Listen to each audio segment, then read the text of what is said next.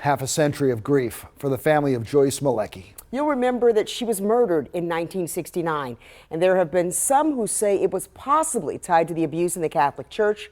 Well, last month, the FBI said it would exhume her body. WMER 2 News' Jack Watson caught up with her brother today. Jack, what are they saying about this tonight? Kelly, 54 years have gone by since Joyce Malecki was murdered. Her story came to national prominence after that Netflix documentary, The Keepers. We still don't have a definitive answer for who did it, but with that new development, her brother is holding out hope. They were really close. A pile of memories, photos from half a century ago on Daryl Malecki's kitchen table.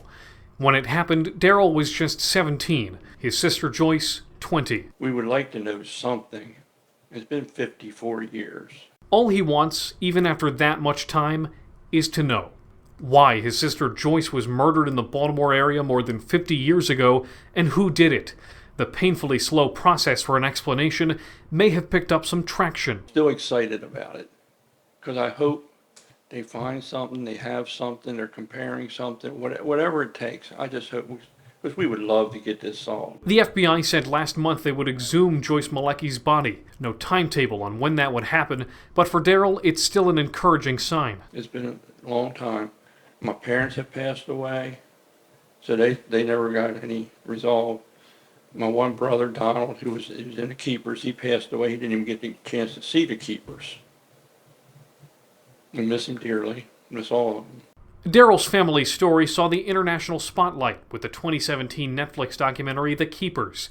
In that documentary, many interviewees suggest the murder may be tied to the death of Baltimore nun Kathy Sesnick, a teacher at now-defunct Archbishop Keough High School. Sesnick and Malecki disappeared 4 days apart from each other. We're proud to say that we think that we have piqued their interest in this case since we have been representing the Malecki family. Kurt Wolfgang is the executive director of the Maryland Crime Victim Resource Center.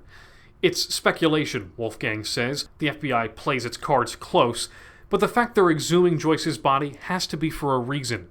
They probably already have a strong lead, and they're trying to make a physical connection to the body by matching DNA evidence. For crime victims in Maryland and their advocates, it has been a year of victories.